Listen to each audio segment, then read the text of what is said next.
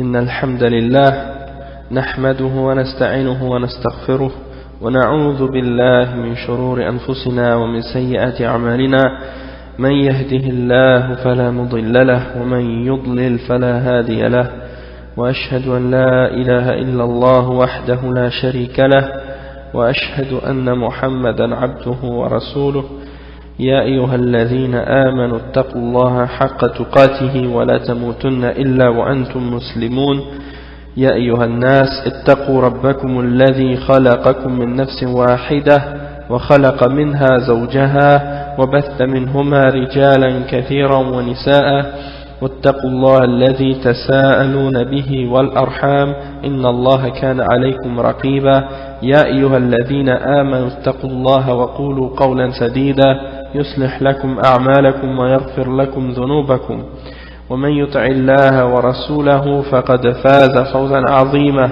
وإن خير الكلام كلام الله وخير الهدي هدي محمد صلى الله عليه وسلم وإن شر الأمور محدثاتها وكل محدثة بدعة وكل بدعة ضلالة وكل ضلالة في النار أما بعد.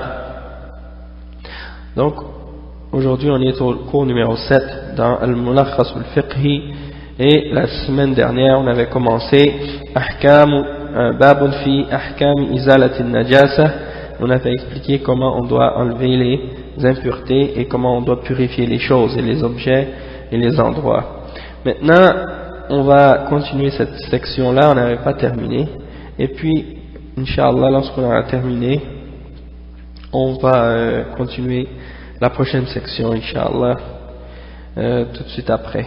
Le Cheikh il dit فالنجاسات هي ثلاثة أنواع نجاسة مغلظة وهي نجاسة الكلب ونحوه ونجاسة مخففة وهي نجاسة الغلام الذي لا يؤكل أو لا يأكل الطعام ونجاسة بين ذلك وهي بقية النجاسات. Donc le cheikh il dit que les najasat, c'est-à-dire les choses impures, elles sont divisées en trois catégories. Il y en a une catégorie qui est najasatul mughallada, c'est-à-dire c'est une najasa qui est plus difficile à enlever, c'est-à-dire la najasa du chien, de la salive du chien. Donc celle-là il faut la purifier avec, on avait expliqué, avec 7 fois, en lavant le contenant 7 fois, une fois avec de la terre. Il y a al-najasa qui est mukhaffafa, qui est une impureté qui est plus légère, c'est l'impureté du jeune garçon, lorsque le jeune bébé, un enfant qui est moins de 2 ans et qui n'a pas encore commencé à manger de la nourriture, il boit il allait seulement, donc celui-là, si par exemple un bébé comme ça urine, si c'est un garçon, eh bien on fait seulement asperger un peu d'eau sur l'endroit où l'urine est tombée. Et ça c'est donc, il y a l'impureté qui est plus lourde et l'impureté qui est plus légère, donc ça c'est les deux extrêmes. Et le cheikh il dit que et le reste des impuretés sont entre ces deux là, c'est-à-dire entre celle qui est plus sérieuse et l'autre qui est plus légère, c'est les autres najasat. Ensuite le cheikh il dit يجب أن تعرف ما هو طاهر وما هو نجس وما هو نجس من أوراث وأبوال الحيوانات. Il dit c'est obligatoire pour toi de connaître ce qui est pur et ce qui est impur des excréments et des urines des animaux. Donc le cheikh il dit فما كان يحل أكل لحمه منها فبوله وروثه طاهر كالإبل والبقر والغنم ونحوها لأن النبي صلى الله عليه وسلم أمر العرينيين أن يلحقوا بإبل الصدقة فيشربوا من أبوالها وألبانها متفق عليه. Donc le cheikh il dit que parmi les choses dont, si on veut savoir par exemple les excréments ou les crottes et l'urine de certains animaux, lesquelles d'entre ces choses-là sont pures et lesquelles sont impures, eh bien la règle en général c'est que si c'est un animal qu'on peut manger, qui est halal à manger pour nous, donc dans ce cas-là, ces excréments leurs excréments et leur urine sont purs. Toutefois, si ce sont des animaux qui mangent de la viande, ou qui sont carnivores, ou que ce sont des animaux qui sont interdits pour nous de manger, comme le porc ou le chien, ou des animaux comme ça, comme le chat, alors dans ce cas-là, leurs urines et leurs excréments sont impurs, excepté le chat, comme le prophète sallallahu alayhi wa sallam l'a expliqué. Et ça on va le mentionner plus tard. Le cheikh il dit فما كان يحل أكل لحمه, donc ce qui est permis, si on a permis de manger la viande d'un animal, eh bien dans ce cas-là son urine et ses crottes ses excréments sont purs, comme il donne comme exemple le chameau, la vache et la chèvre ou le mouton, des choses comme ça, c'est permis. Ensuite il dit, et comme preuve de ça, pour prouver ça, c'est qu'il a commandé à des gens qui étaient venus à Médine, dans le hadith on les appelle al-Urayniyin, et ceux-là ils étaient arrivés à Médine puis ils sont tombés malades, parce qu'on sait que le climat de Médine est très dur, hein? La ville de Al-Madina, son climat est dur, donc souvent les gens quand ils vont là-bas ils tombent malades. Alors le prophète sallallahu alayhi wa sallam leur a demandé ou leur a commandé de boire l'urine des chameaux et de boire le lait du chameau également comme remède. Ok, et ça c'est un hadith qui est rapporté par Al-Bukhari et Muslim, et c'est selon Anas ibn Malik. Donc ça le cheikh dit فدل على طهارة بولها لأن النجس لا يباح التداوي به وشربه فإن قيل إنما أبيح للضرورة قلنا لم يأمرهم النبي صلى الله عليه وسلم بغسل أثره إذا أرادوا الصلاة. وفي الصحيح أن النبي صلى الله عليه وسلم كان قبل أن يبني المسجد يصلي في مرابد الغنم وأمر بالصلاة فيها وهي لا شك تبول فيها. Donc le cheikh il dit que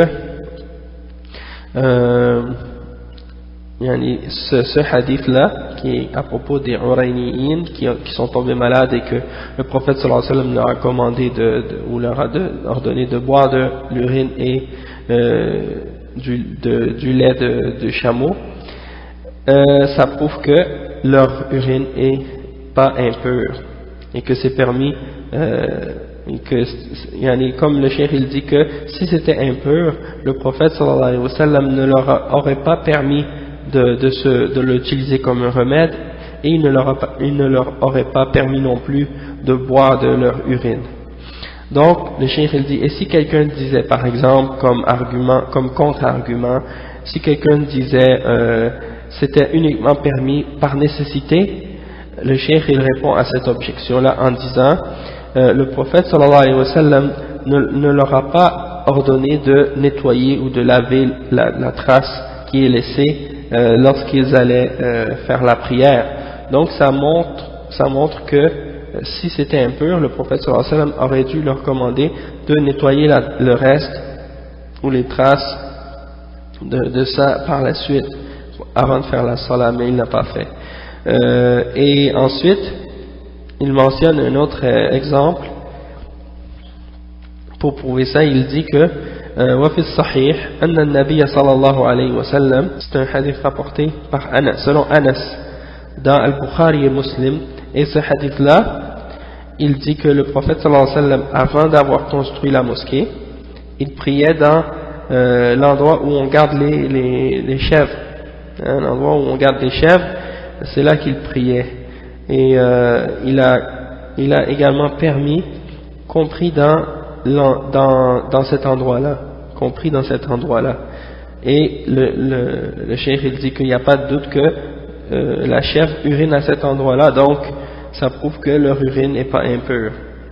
Et il y a une note ensuite qui dit que le hadith c'est rapporté par Muslim, et le hadith à propos des chèvres, de l'étape des chèvres, dans lequel le prophète sallallahu alayhi wa sallam, on lui a demandé est-ce que c'est permis de prier à l'endroit où on garde les chèvres, et il a dit oui. Et donc c'est une permission, mais c'est pas un commandement, d'accord? Donc c'était pas un ordre de prier là-bas, mais uniquement une permission de le faire. Donc ça prouve que c'est pas un endroit impur. Puis ensuite le cheikh il mentionne les paroles de Cheikh l'Islam Ibn Taymiyyah et il dit قال شيخ الإسلام ابن تيمية الأصل في الأرواث الطهارة إلا ما استثني. Donc le cheikh il dit que Ibn Taymiyyah a dit dans Majmu' al-Fatawa et dans Al-Ikhtiyarat, il dit à la base c'est que les crottes des animaux qui sont pures sont pures. Les crottes des animaux qu'on a le droit de manger sont pures, sauf s'il y a eu une exception. Okay? Ou bien, en fait, la citation de Ibn Taymiyyah ici, c'est plutôt plus général que ça. Il dit, à la base, les crottes des animaux, les excréments des animaux sont purs, excepté s'il y a eu une exception. Donc, ça c'est encore plus général que ce que j'avais dit en premier. C'est-à-dire que pour prouver que c'est impur, il faudrait qu'il y ait une preuve. Il faut qu'il y ait une preuve. À la base, c'est pur. Mais pour dire que c'est impur, il faut qu'il y ait un texte pour montrer que c'est impur. Et comme le cheikh il a expliqué tout à l'heure, la règle c'est que si l'animal, on a le droit de le manger, donc ses excréments et son urine sont purs. وَسُؤْرُ مَا يُؤْكَلُ لَحْمُهُ طَاهِرٌ وَهُوَ بَقِيَّةُ طَعَامِهِ وَشَرَابِهِ. Donc le cheikh maintenant il parle de qu'est-ce qu'on appelle en arabe as-su'ru. Et as-su'ru c'est quoi? C'est qu'est-ce que l'animal a mangé et a bu, le reste de ce qu'il a mangé et de ce qu'il a bu. Donc le cheikh il dit que si l'animal on a le droit de le manger, c'est un animal qu'on a le droit de manger, alors dans ce cas-là on a le droit si c'est un animal qu'on a le droit de manger, alors ce qu'il laisse d'eau ou de nourriture est pur. D'accord? Ce qu'il laisse de nourriture et de ce qu'il a bu, c'est pur. Donc si par exemple un animal qu'on a le droit de manger, comme par exemple un mouton, par exemple, s'il a bu de l'eau dans un contenant ou dans un bassin, eh bien l'eau ne devient pas impure à cause du fait qu'il a mangé ou qu'il a bu dans ce bassin-là. D'accord? Et le cheikh il dit également que su'rul hirra tahir, et le reste de ce que le chat a bu également est pur. Ça c'est contrairement à la règle, c'est-à-dire parce que le chat bien entendu on n'a pas le droit de le manger, c'est un animal carnivore, mais il a des crocs et il a des griffes, donc ça fait partie des animaux qu'on n'a pas le droit de manger. Sauf qu'il y a une exception sur ce fait-là parce qu'il y a un hadith dans lequel le prophète sallallahu alayhi wa sallam dit qu'il n'est pas impur. Donc à cause de ça, on a le droit de dire que ce que le chat a laissé de breuvage ou de l'eau ou bien quelque chose qu'il a bu ou mangé, c'est-à-dire dans ce cas-là ce serait pas impur. Donc il dit سؤر الهرة طاهر لحديث أبي قتادة في الهرة قال إنها ليست بنجس إنها من الطوافين عليكم والطوافات رواه الترمذي وغيره وصححه وشبهها بالمماليك من خدم البيت الذين يطوفون على أهله للختمة. Donc le cheikh il dit que le reste de ce que le chat boit, etc., ça c'est ce qu'on appelle as-su'ru, et bien ça c'est pur pour le chat, contrairement aux autres animaux qu'on n'a pas le droit de manger. Et c'est prouvé par un hadith rapporté par Abu Qatada à propos du chat. Et on lui a demandé, quelqu'un a demandé au prophète sallallahu alayhi wa sallam, Abu Qatada, il a demandé au prophète sallallahu alayhi wa sallam au sujet du chat, et il a dit elles ne sont pas impures, les chats sont pas impures, elles font partie des personnes ou des choses qui tournent autour de vous dans les maisons, comme les servantes et les gens qui travaillent dans la maison et qui sont au service des gens qui travaillent au service des propriétaires d'une maison, par exemple, lorsqu'ils ont des servantes, et bien les servantes et les servants ils tournent autour de la maison tout le temps, ils sont en train de faire quelque chose, et bien le prophète sallallahu alayhi wa sallam a comparé le chat à ces gens-là. Et en fait, souvent, les gens gardaient des chats dans la maison, c'est pour attraper les souris quand il y avait des souris, pour pas que les souris commencent à dévaster les cuisines, etc. Donc, le fait qu'il y ait ces chats-là dans la maison, ça protège contre les souris. Et donc, c'est pour ça que le prophète sallallahu alayhi wa sallam les a comparés à des servantes. Ensuite, le cheikh il dit, et وَلِعَدَمِ التَّحَرُّزِ مِنْهَا فَفِي ذَلِكَ رَفْعٌ لِلْحَرَجِ وَالْمَشَقَّةِ. Donc il dit que c'est pour enlever la difficulté, puis le fait qu'elles sont toujours autour de nous, puis tout ça, donc ce serait compliqué de toujours vérifier si c'est impur ou pur, qu'est-ce qu'elle touche et non, ou non. Donc dans ce cas-là, le prophète sallallahu alayhi wa sallam a déclaré que c'était pas impur, que ces animaux-là, les chats, sont pas impurs. Ensuite il dit وألحق بعض العلماء بالهرة ما كان دونها في الخلقة من طير وغيره فسؤره طاهر كسؤر الهرة بجامع الطواف. Donc le cheikh il dit وما عدا الهرة, par la suite il dit وما عدا الهرة وما ألحق بها مما لا يؤكل لحمه فروثه وبوله وسؤره نجس. D'accord, donc le cheikh il dit que certains ulama ils ont considéré qu'il y a les autres animaux par exemple qui sont plus petits que le chat dans leur création, comment ils sont créés, ils sont plus petits que le chat, comme par exemple des petits oiseaux ou des choses comme ça qui restent dans des maisons comme dans les cages ou des choses comme ça, ou bien qui sont des animaux de compagnie comme on l'appelle. Eh ben il y en a qui déclarent que parmi les ulama qui disent que qu'est-ce qu'ils ont laissé est pur également en comparaison avec le chat, parce que comme ils ont compris que tout ce qui est toujours présent avec nous dans la maison et qui tourne autour de la maison tout le temps, eh ben il peut rentrer dans le même verdict ou dans le même jugement que le chat, comme le prophète sallallahu alayhi wa sallam a expliqué que pourquoi il a dit elles ne sont pas impures, elles font partie de ceux qui tournent toujours autour de vous. D'accord, donc dans ce cas-là, il y en a qui ont voulu entrer d'autres animaux dans le même verdict que le chat dans ce cas-là. Et ensuite il dit, en ce qui concerne tout autre animal que le chat, qu'on n'a pas le droit de manger sa viande, alors dans ce cas-là, ses excréments et son urine et tout ce qu'il laisse de nourriture et de ce qu'il a bu est impur, najis. D'accord? Ça c'est l'explication à ce sujet-là. Puis ensuite il dit أيها المسلم عليك أن تهتم بالطهارة ظاهرا وباطنا بالتوحيد والإخلاص لله في القول والعمل وظاهرا بالطهارة من الحدث والأنجاس فإن ديننا دين الطهارة والنظافة والنزاهة من الأقذار الحسية والمعنوية فالمسلم طاهر نزيه ملازم للطهارة وقال صلى الله عليه وسلم الطهور شطر الإيمان. Donc le cheikh il dit que ô toi musulman, je t'incite à prendre une grande importance, ou à donner une grande importance à la pureté, qu'elle soit intérieure ou extérieure, apparente ou cachée. C'est-à-dire, celle qui est cachée, c'est par le tawhid, la pureté dans la foi et la croyance.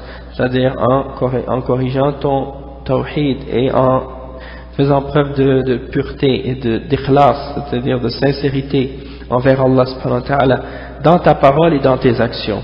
Que ce soit dans les choses apparentes, comme par exemple la purification des impuretés physiques et des impuretés abstraites aussi. Et le cheikh il dit, parce que notre religion, c'est la religion de la propreté et de la pureté c'est-à-dire de toute impureté qui soit physique ou abstraite. Et le musulman, il est pur, hein, et il garde toujours sa purification, comme le prophète sallallahu alayhi wa sallam a dit: at-tahuru shatrul iman, c'est-à-dire la pureté c'est la moitié de la foi. Ça c'est un hadith rapporté par Muslim selon Abi Malik al-Ash'ari, hein, c'est-à-dire que la purification c'est la moitié de la foi. Ensuite le cheikh dit: fa'alayka ya Abdallah بالاهتمام بالطهارة والابتعاد عن الأنجاس فقد أخبر رسول الله صلى الله عليه وسلم أن عامة عذاب القبر من البول حينما لا يتحرز منه الإنسان فإذا أصابتك نجاسة فبادر إلى تطهيره ما أمكنك لتبقى طاهرا لا سيما عندما تريد الصلاة. Donc le cheikh il dit: ô toi le serviteur d'Allah, hein, donne une grande importance à la pureté et éloigne-toi de toute chose qui est impure, comme le prophète sallallahu alayhi wa sallam nous a informé que la plus grande partie des gens qui seront châtiés dans leur tombe c'est à cause de l'urine, d'accord, ce sera à cause de l'urine parce qu'ils ne se seront pas protégés ou préservés des gouttes d'urine. Et comme c'est expliqué dans des hadiths. Et le cheikh il dit, donc si il y a une impureté qui tombe sur toi ou qui t'atteint, et bien dans ce cas-là, précipite-toi pour le purifier, tant que cela est possible pour toi, pour que tu restes toujours pur, hein, et peu importe, et particulièrement il dit si tu veux faire la salat, hein, donc il dit regarde comme il faut, hein, فتفقد حالك من جهة الطهارة وعندما تريد الدخول في المسجد فانظر في نعليك فإن وجدت فيها أذى فامسحهما ونقهما ولا تدخل بهما أو تدخلهما في المسجد وفيهما نجاسة ووفق الله الجميع لما يحبه ويرضاه من القول والعمل. Donc le cheikh il dit en particulier il dit tu dois faire attention à ta pureté lorsque tu veux aller à la prière et que tu veux faire la salat. Donc il dit regarde comme il faut en toi-même pour voir, pour être sûr si sur toi il n'y a aucune impureté, et en particulièrement lorsque tu veux rentrer dans la mosquée, il dit regarde sur tes sandales, hein, sur tes sandales, parce qu'on sait que le prophète sallallahu alayhi wa sallam a commandé aux sahaba de prier avec leurs sandales dans plusieurs hadiths.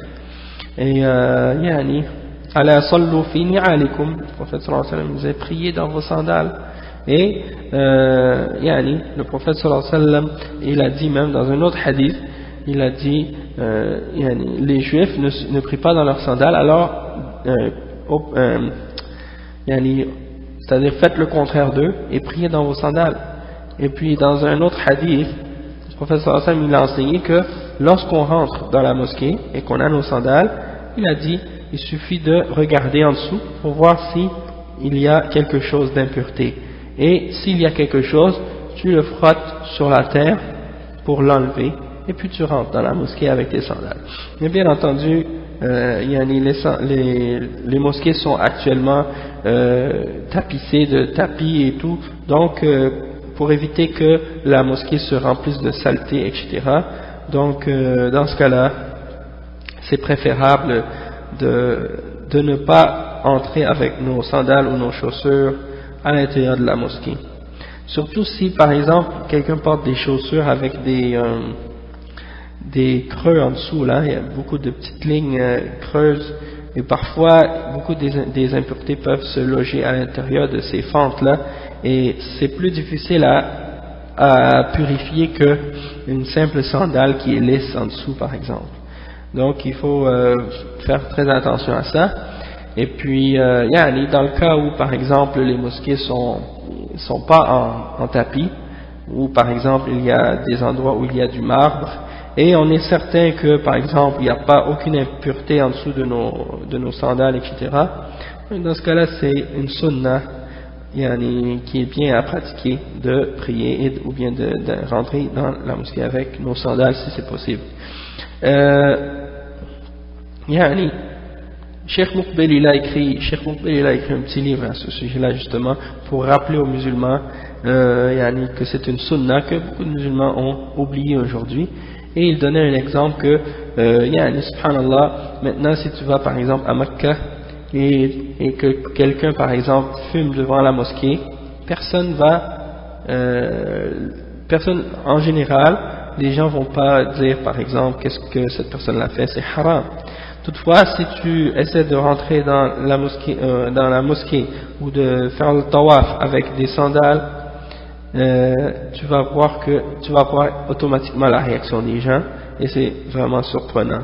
Donc c'est-à-dire que les choses qui sont sunnah et que le prophète sallallahu alayhi wa sallam a commandé, les gens regardent ça et ils dénigrent ou bien ils rejettent ces choses-là, et parfois, ça c'est dû bien sûr à l'ignorance, et parfois quelque chose qui est interdit clairement, les gens ils le traitent comme si c'est quelque chose de normal.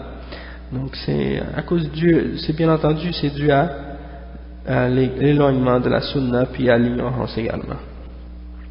Donc le cheikh il nous rappelle de cette sunna ici et il dit donc regarde dans tes sandales, et si tu trouves en dessous qu'il y a quelque chose d'impur ou quelque chose de mal ou de sale ou quelque chose comme ça, alors tu les frottes sur la terre et tu fais en sorte que elles deviennent propres, et c'est-à-dire qu'elles n'ont plus de saleté ou d'impureté dessus, et ensuite tu rentres avec tes sandales dans la mosquée. Mais s'il y a des impuretés, alors tu les nettoies comme il faut. Et donc le cheikh il dit qu'Allah nous donne le succès dans tout ce qu'il aime et dans tout ce qui amène son agrément, des paroles et des actions. D'accord, donc ça y est pour qu'est-ce qui concerne comment enlever les impuretés. Ça c'est le détail. Ensuite également il y a peut-être un petit point aussi que je pourrais juste rajouter comme ça, c'est que si par exemple tu veux enlever une impureté sur une surface lisse qui n'a pas de pores et qui est absolument lisse, comme par exemple une surface comme un miroir ou bien une fenêtre ou bien une surface comme du métal, du chrome ou quelque chose comme ça qui est très très lisse, il suffit seulement d'enlever l'impureté et puis jusqu'à ce qu'il reste rien, et puis comme ça c'est pur dans ce temps-là. D'accord. Ensuite le cheikh il dit babun fi ahkam al-hayd wan-nifas, le chapitre en ce qui concerne les règles des menstruations et des écoulements postnatals. Donc le cheikh il dit awalan al-hayd wa ahkamu. Premièrement on va expliquer les menstruations et les règles qui se rapportent aux menstruations. Donc le cheikh il dit premièrement قال الله تعالى يسألونك عن المحيض قل هو أذى فاعتزلوا النساء في المحيض ولا تقربوهن حتى يطهرن فإذا تطهرن فأتوهن من حيث أمركم الله إن الله يحب التوابين ويحب المتطهرين. Donc ça c'est le verset dans Surat al-Baqarah 222, et ça dit et il t'interroge au sujet des menstruations des femmes, dit c'est un mal, alors éloignez-vous des femmes durant leur menstruation et ne vous approchez pas d'elles jusqu'à ce qu'elles soient devenues pures, et lorsqu'elles sont devenues pures alors cohabitez avec elles de la façon dont Allah subhanahu wa ta'ala vous a commandé. Donc suivant les prescriptions d'Allah subhanahu wa ta'ala, car Allah aime ceux qui se repentent constamment et il aime ceux qui se purifient constamment. Donc ça c'est le verset qui parle des règles en ce qui concerne la femme lorsqu'elle a ses menstruations. Le cheikh ensuite il explique wal hayd huwa damun tabi'iyya ou دم طبيعة وجبلة يخرج من قعر الرحم في أوقات معلومة خلقه الله لحكمة غذاء الولد في بطن أمه لافتقاره إلى الغذاء إذ لو شاركها في غذائها لضعفت قواها فجعل الله له هذا الغذاء لذلك قل أن تحيض الحامل فإذا ولدت قلبه الله لبنا يضر من ثدييها ليتغذى به ولدها ولذلك قل أن تحيض المرضع فإذا خلت المرأة من حمل ورضاع بقي لا مصرف له ليستقر في مكان من رحمها ثم يخرج في الغالب في كل شهر 6 أيام أو 7 أيام وقد يزيد عن ذلك أو يقل ويطول شهر المرأة ويقصر حسب ما ركبه الله من اتباع. Donc le cheikh maintenant qu'est-ce qu'il a fait? Il a expliqué qu'est-ce que c'est les menstruations. Et il a dit que c'est quelque chose de naturel et que c'est quelque chose qu'Allah subhanahu wa ta'ala a créé de cette façon et ça vient de l'utérus de la femme dans des endroits, dans des moments spécifiques et c'est Allah subhanahu wa ta'ala qui a créé ça pour une sagesse et dans le but que ça serve de nutrition pour le bébé ou le fœtus lorsqu'il est dans le ventre de la mère. Et ça c'est pour éviter justement que la femme perde de sa propre force à elle et donc c'est une préparation pour le bébé. Et le cheikh il dit c'est pour cette raison là que la femme enceinte donc elle n'a pas de menstruation durant sa grossesse et lorsque le bébé est né eh ben cette nutrition là elle se déplace vers les seins lorsqu'elle allaite son bébé par la suite et c'est remplacé comme un nutriment que la femme donne en allaitant et c'est pour cette raison là le cheikh dit c'est pour cette raison là que une femme en général la femme lorsqu'elle allaite elle n'a pas de menstruation et donc le cheikh il dit et lorsque la femme a cessé d'être enceinte et qu'elle cesse d'allaiter, et ben là ça revient les menstruations et le cheikh il dit que ça dure environ en général 6 jours à 7 jours chaque mois et ça peut être plus long parfois ça peut être moins long et le cheikh il dit que ça dépend de la femme. Donc ça dépend comment Allah subhanahu wa ta'ala a créé sa constitution là, comment il a fait certaines femmes différentes de certaines autres. Donc le cheikh il dit وَلِلْحَائِض خِلَالَ حَيْضِهَا وعند نهايته أحكام مفصلة في الكتاب والسنة. Donc le cheikh il dit que en ce qui concerne les menstruations durant les règles et en ce qui concerne la durée des règles et en ce qui concerne sa période et quand est-ce que ça termine et tout ça, il y a des règles et des choses à faire qui sont expliquées en détail dans le Coran et dans la Sunna. Donc il commence à les parler en les expliquant. Il dit al-awwal, les premières règles, les premiers principes à comprendre à ce sujet-là, il dit من هذه الأحكام أن الحائض لا تصلي ولا تصوم حال حيضها قال عليه الصلاة والسلام لفاطمة بنت أبي حبيش إذا أقبلت الحيضة فدع الصلاة. Donc le cheikh il dit parmi les règles c'est que la femme lorsqu'elle est menstruée, lorsqu'elle a ses menstruations, elle ne prie pas, elle ne fait pas les salawats et elle ne fait pas le sawm, c'est-à-dire elle ne jeûne pas les jeûnes. Et ça c'est lorsqu'elle a ses règles. Et c'est basé sur un hadith qui est rapporté par l'imam al-Bukhari et Muslim. Et ce hadith est selon Fatima bint Abi Hubaysh, ou bien c'est un hadith dans lequel le prophète sallallahu alayhi wa sallam a enseigné ça à cette femme, Fatima bint Hubaysh, et c'est un hadith qui est rapporté selon Aïcha, radiyallahu anha, et lorsque cette femme est venue poser des questions au prophète sallallahu alayhi wa sallam au sujet des menstruations, il lui a répondu, lorsque tes règles commencent, ou lorsque tes menstruations commencent, laisse la salat, c'est-à-dire tu ne pries pas durant cette période-là, et ça c'est une partie du hadith qui prouve que la femme ne peut pas prier lorsqu'elle a ses règles. فلو صامت الحائض أو صلت حال حيضها لم يصح لها صوم ولا صلاة. Si la femme prierait ou jeûnait durant la période de ses menstruations, eh bien ce ne serait pas valable, ce ne serait pas accepté pour elle.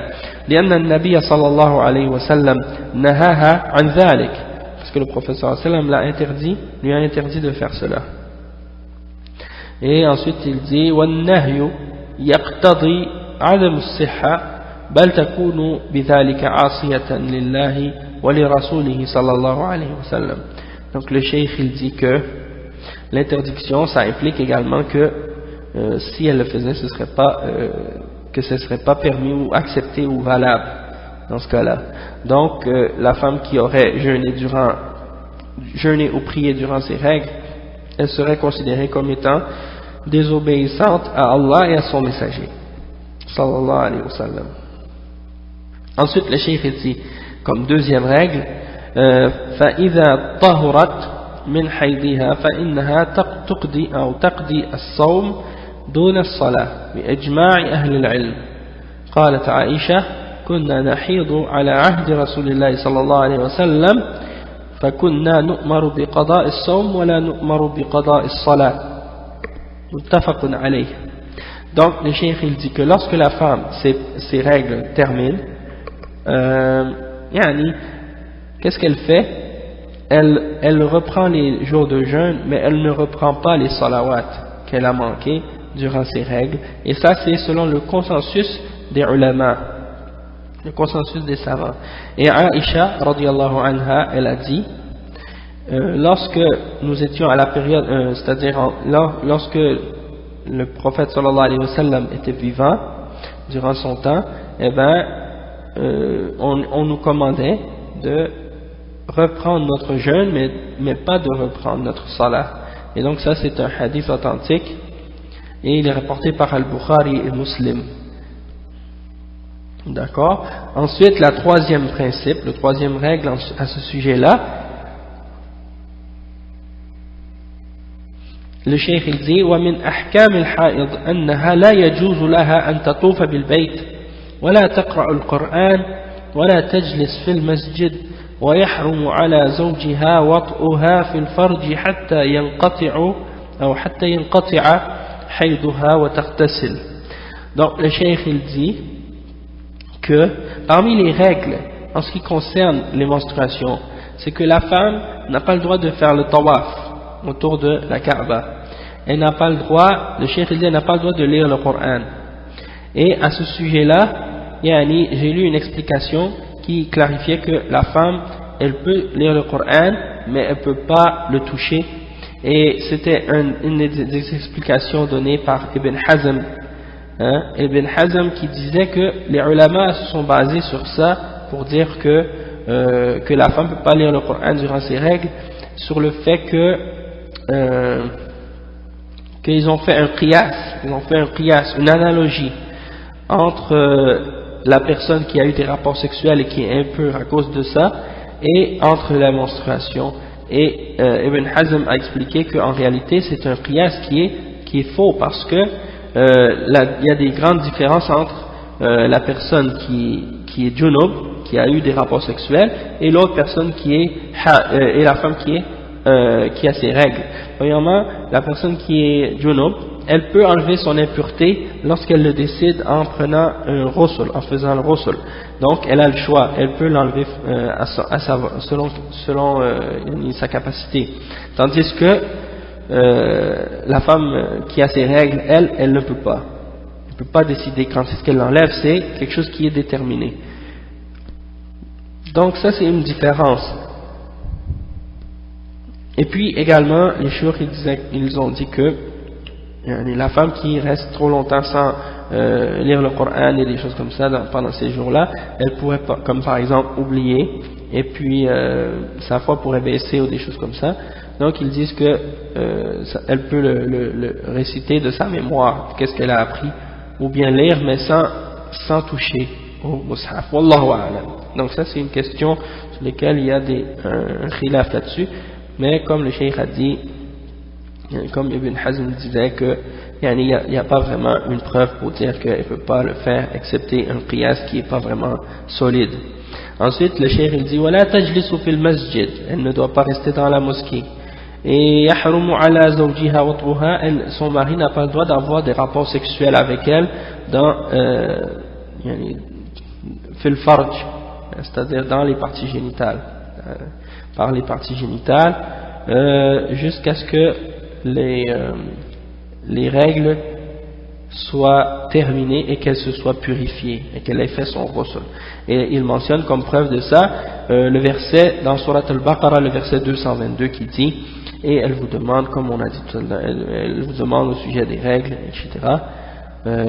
Donc la partie du verset c'est وَلَا تَقْرَبُوهُنَّ, et ne vous approchez pas d'elle jusqu'à ce qu'elle soit devenue pure. Ok? Et Allah subhanahu wa ta'ala il dit فَاعْتَزِلُوا النِّسَاء, c'est-à-dire écartez-vous, ou éloignez-vous des femmes durant leurs règles ou durant leur menstruation, et ne vous approchez pas d'elles jusqu'à ce qu'elles se soient purifiées ou jusqu'à ce qu'elles soient devenues pures. D'accord? Et lorsqu'elles sont devenues pures, alors cohabitez avec elles et vous pouvez avoir vous pouvez avoir des rapports sexuels avec elles comme Allah vous a permis de le faire. Et le cheikh dit وَمَعْنَ الْإِعْتِزَالِ تَرْكُ الْوَطْءِ, c'est-à-dire lorsque Allah subhanahu wa ta'ala il dit et éloignez-vous des femmes, فَاعْتَزِلُوا النِّسَاء, qu'est-ce que ça veut dire dans ce verset-là? Ça veut dire de ne pas avoir un rapport sexuel, c'est-à-dire la pénétration ou bien le coït comme on dit en français, c'est-à-dire l'acte sexuel elle-même.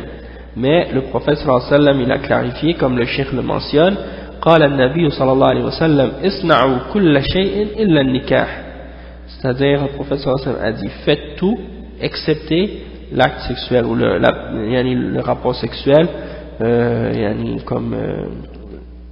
c'est-à-dire le rapport sexuel. Rawahu al-Jama'a illa al-Bukhari, c'est rapporté par les savants de hadith excepté al-Bukhari, c'est-à-dire Muslim, Ahmad, Abu Daoud, al-Tirmidhi, al-Nasa'i, Ibn Majah.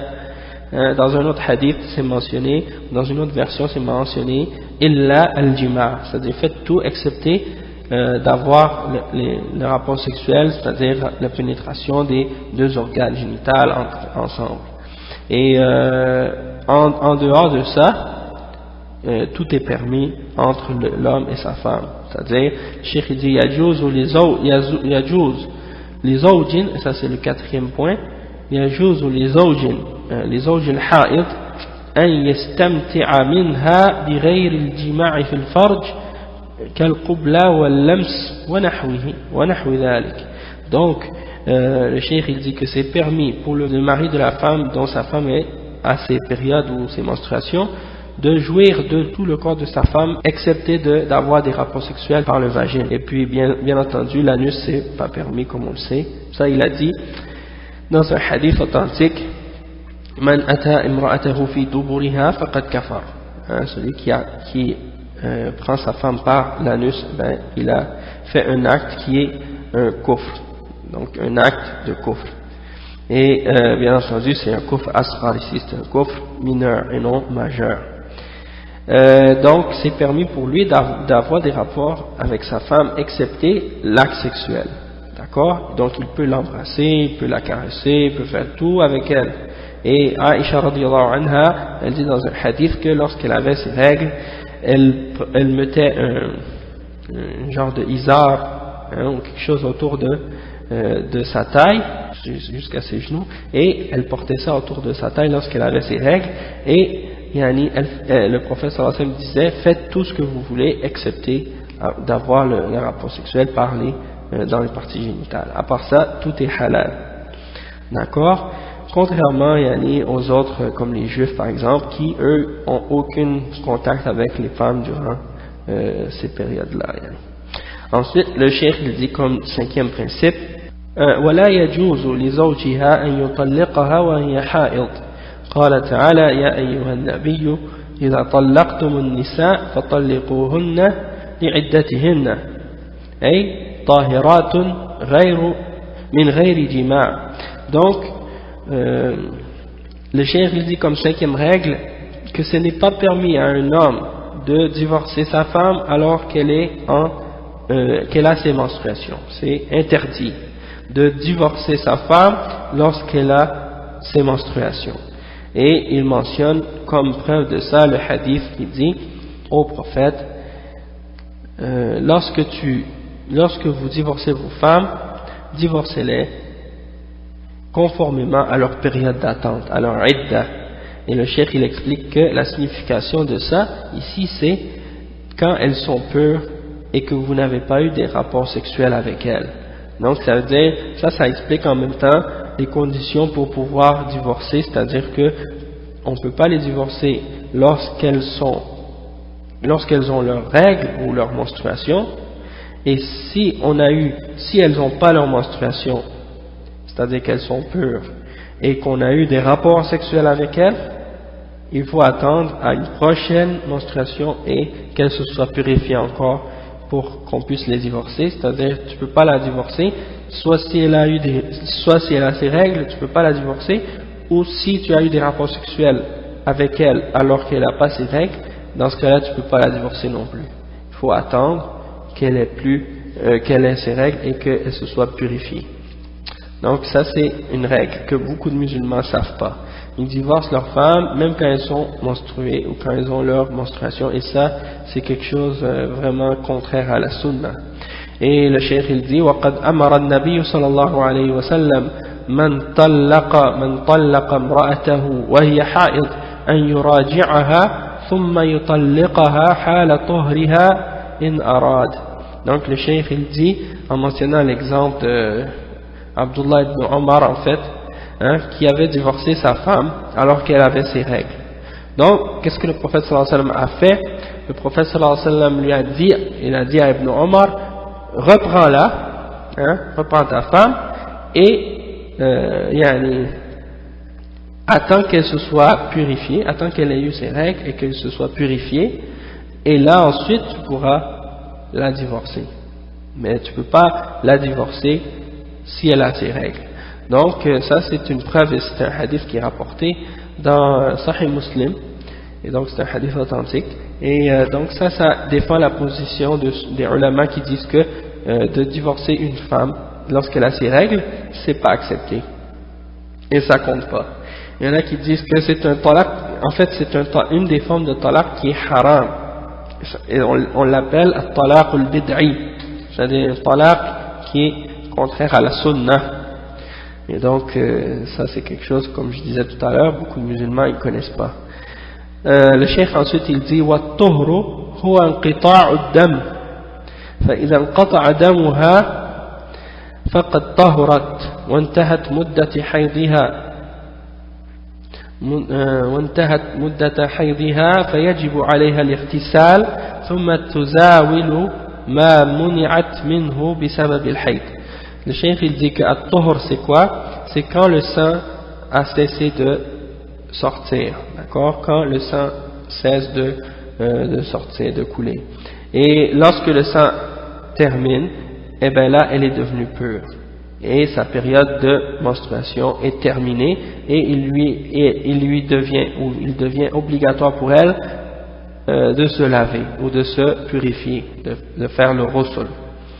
Et ensuite elle pourra faire tout ce qui lui était pas permis de faire à cause de ses menstruations.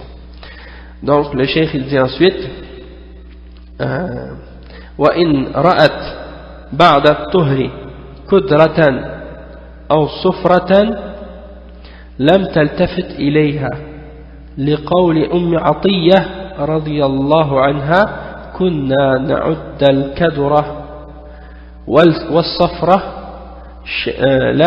كنا لا نعد أو كنا لا نعد الكدر والصفرة شيئا رواه البخاري وغيره وله حكم الرفع لأنه تقرير منه صلى الله عليه وسلم.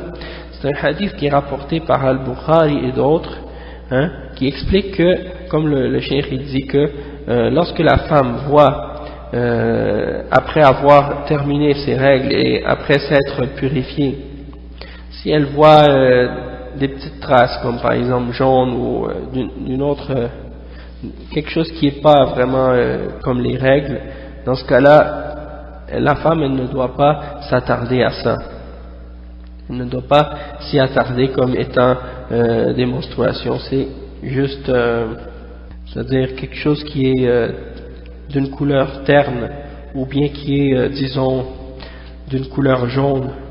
Eh bien, si c'est quelque chose de léger comme ça, tu fais comme si rien n'était. Et puis il donne l'exemple du hadith qui est rapporté par Atiyya qui dit que c'est-à-dire on ne considérait pas ces choses-là, on considérait ces choses-là comme si c'était rien du tout.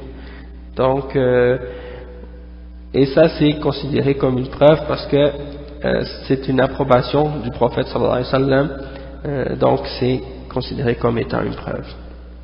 Et maintenant le cheikh il explique et il dit إذا طهرت الحائض أو النفساء قبل غروب الشمس لزمها أن تصلي الظهر والعصر من هذا اليوم، ومن طهرت منها أو منهما قبل طلوع الفجر لزمها أن تصلي المغرب والعشاء من هذه الليلة لأن وقت الصلاة الثانية وقت صلاة أو وقت للصلاة الأولى في حال العذر. Donc le cheikh ici il explique un principe qui selon moi est ignoré par plusieurs femmes. Wallahu a'lam. Peut-être que c'est pas le cas, mais j'ai l'impression que parfois c'est mal compris. Ça dit que lorsqu'une femme a cessé d'avoir ses règles, ou bien une nufasa, une femme qui a des écoulements postnataux, elle a cessé d'avoir ses règles avant le coucher de soleil, c'est obligatoire pour elle de prier le Dhuhr et l'Asr ensemble de ce jour-là, et non pas seulement l'Asr, le Dhuhr et l'Asr. Et si par exemple elle a cessé d'avoir ses règles, si elle s'est purifiée de ses règles ou bien de ses écoulements postnataux avant l'aube, donc si elle s'est purifiée avant l'aube, c'est obligatoire pour elle de prier Al-Maghrib et Al-Isha de cette nuit-là, et non pas seulement Al-Isha, parce que le cheikh il dit que ça, hein, c'est le temps de cette prière-là pour les gens qui ont une excuse. Et on sait que on peut réunir deux prières ensemble, on peut réunir Al-Dhuhr ou Al-Asr ensemble, et on peut réunir Al-Maghrib ou Al-Isha ensemble. Donc si la femme a terminé ses règles dans la période, par exemple elle a passé toute la période de Dhuhr, elle avait encore ses règles, ensuite la prière de Asr est arrivée, et puis là avant le coucher du soleil ses règles sont terminées, là elle s'est purifiée, et bien elle doit faire Al-Dhuhr et Al-Asr ensemble. Là si par exemple c'est durant la nuit, supposons qu'elle se lève durant la nuit et qu'elle réalise que ses règles sont terminées, ses menstruations sont terminées durant la nuit, avant que l'aube soit levée, dans ce cas-là elle fait Al-Maghrib et Al-Isha ensemble. Hein? Et le cheikh il dit وقال شيخ الإسلام ابن تيمية ولهذا كان جمهور العلماء كمالك الشافعي وأحمد يقولون إذا طهرت الحائض في آخر النهار وصلت الظهر والعصر جميعا صلت الظهر والعصر جميعا وإذا طهرت في آخر الليل صلت المغرب والعشاء جميعا. Donc le cheikh il dit ça, c'est la position de la majorité des ulama comme Malik, Shafi'i et Ahmad. Ils disent que la femme, si elle s'est purifiée à la fin de la journée, eh ben, c'est-à-dire avant le coucher de soleil, elle prie Al-Dhuhr et Al-Asr ensemble.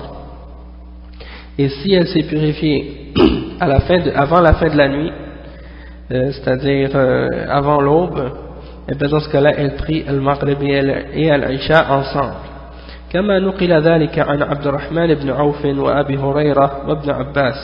C'est rapporté par des sahabis comme Abdurrahman ibn Auf, Abu Huraira et Ibn Abbas. لأن الوقت مشترك بين الصلاتين في حال العذر. Parce que le temps de ces deux prières-là est commun. C'est un temps commun pour les gens qui sont excusés. Et dans ce cas-là, on peut dire que la femme qui a ses règles, elle est excusée. Donc, c'est un temps qui est commun pour Dhuhr al-Asr et un temps qui est commun pour al-Maghrib et al-Isha. فإذا طهرت في آخر النهار فوقت الظهر باق. Donc, si elle s'est purifiée à la fin de la journée, alors le temps de Dhuhr, il demeure encore. Donc, si elle s'est purifiée avant le coucher de soleil, dans la période de l'Asr, avant le temps de Dhuhr demeure. فتصليها قبل العصر. Donc elle prie le Dhuhr avant l'Asr. فإذا طهرت في آخر الليل فوقت المغرب باق في حال العذر فتصليها قبل العشاء. Donc la même chose pour la fin de la nuit. Si elle se purifie avant l'aube, alors dans ce cas-là, le temps de Maghrib demeure pour les gens qui sont excusés, pour les gens qui ont une excuse. Alors dans ce cas-là, c'est permis pour elle, dans ce cas-là, elle doit prier le Maghrib avant de prier à l'Aïcha. Et ça, c'est la fin de la citation de Ibn Taymiyyah, et c'est tiré de Majmu' al-Fatawa. Ensuite, le Cheikh il dit أما إذا دخل عليها وقت صلاة ثم حاضت أو نفست قبل أن تصلي فالقول الراجح أنه لا يلزمها قضاء تلك الصلاة التي أدركت أول وقتها ثم حاضت أو نفست قبل أن تصليها. Donc ça aussi c'est un autre point que peut-être certaines femmes ignorent. Et le cheikh il dit que par exemple, on va dire que c'est la prière de Asr qui est rentrée, d'accord? Là la prière de Asr est rentrée, et là la femme elle a attendu supposément, on va dire qu'elle attend 1 heure avant de prier, ou une demi-heure avant de prier l'Asr, et durant cette demi-heure elle commence à avoir sa période, elle n'a pas prié l'Asr. Donc le cheikh il dit que selon la position qui est la plus correcte, elle n'a pas à refaire cette prière qu'elle n'a pas priée au début de son temps. Donc quand elle va terminer sa période de menstruation et qu'elle va se purifier, elle n'a pas à reprendre cette prière-là qu'elle n'a pas faite. C'est ça que le cheikh il explique ici. Il dit قال شيخ الإسلام ابن تيمية رحمه الله في هذه المسألة والأظهر في الدليل مذهب أبي حنيفة ومالك أنها لا يلزمها شيء لأن القضاء إنما يجب بأمر جديد ولا أمر جديد هنا يلزمها بالقضاء لأنها أخرت تأخيرا جائزا فهي غير مفرطة. Donc le cheikh il dit que ici c'est la position qui est plus claire, c'est selon la preuve, fait dalil, selon la plus proche de la preuve, selon qu'est-ce que Ibn Taymiyyah explique ici, c'est la position du madhab de Abu Hanifa et de Malik, qui dit qu'elle n'a pas à la reprendre cette prière là parce qu'elle n'a pas retardé de façon à faire un péché. Donc dans ce cas-là, tant qu'elle était dans le temps qui était permis pour elle de faire la prière et qu'elle ne l'a pas fait, et bien dans ce cas-là, elle n'a pas à refaire la prière. Après il dit أما النائم أو الناسي وإن كان غير مفرط أيضا فإن ما يفعله ليس قضاء بل ذلك وقت الصلاة في حقه حين يستيقظ أو يذكر. Il dit en ce qui concerne la personne qui dort ou la personne qui a oublié sa prière, et bien dans ce cas-là elle n'est pas elle n'a pas négligé quelque chose parce qu'elle dormait et elle avait oublié. Et donc dans son cas, c'est pas comme si elle reprenait quelque chose. En réalité, c'est comme si elle le faisait dans son temps. Pourquoi? Parce qu'elle dormait et pour la personne qui dort ou qui avait oublié, eh ben le temps de la prière c'est quand elle se réveille ou bien quand elle se souvient. D'accord? Donc c'est comme si la personne qui se réveille et qui prie une prière, eh ben c'est comme s'il l'a pris dans son temps.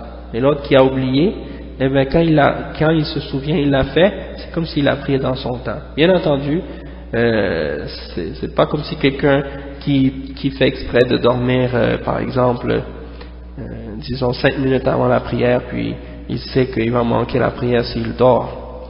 Donc ça c'est bien sûr c'est des cas clairs dans des cas comme ça. D'accord, donc ensuite j'espère que tout est clair quand même le plus possible.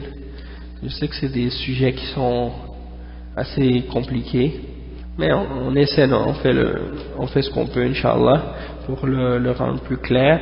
Bien entendu, c'est un résumé que le cheikh donne, c'est pas toutes les questions détaillées de chaque point de ce sujet-là, parce que c'est vraiment plus long que ça en réalité. Mais là, il ne fait que donner les grandes lignes et de résumer de façon à simplifier puis à clarifier un peu les principes de base. D'accord? Donc ça y est pour aujourd'hui, je crois. On va s'arrêter ici pour les règles de démonstration. Demain, Inch'Allah, on va compléter et on va parler du sujet qui est de al-mar'a al-mustahada ou al-istihada, c'est-à-dire la femme dont les règles dépassent la durée habituelle, c'est-à-dire qu'elle a toujours un écoulement de sang qui dépasse son temps habituel, et c'est pas causé par les menstruations, c'est une veine qui fait sortir du sang ou une sorte d'hémorragie, quelque chose comme ça.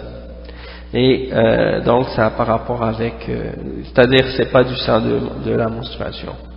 Et on va expliquer les règles qui se rapportent à ce cas-là, puis on va également parler, Inch'Allah, des écoulements post-nataux, c'est-à-dire après l'accouchement. Et puis donc ça va être, d'après moi, ça va être le sujet dont on va parler demain, Inch'Allah. Et puis la semaine prochaine, on commencera le livre de la Salat, Inch'Allah, Kitab al-Salat. Donc on va s'arrêter ici. Subhanakallah wa bihamdik, ashhadu an la ilaha illa anta, astaghfiruka wa atubu ilayk. Jazakumullahu khayran wa barakallahu fikum wa zadakumullahu hirsan ala kulli khayrin wa ala al-ilm an-nafi' wal amal as-salih innahu waliyyu dhalika wal qadiru alayhi walhamdulillah.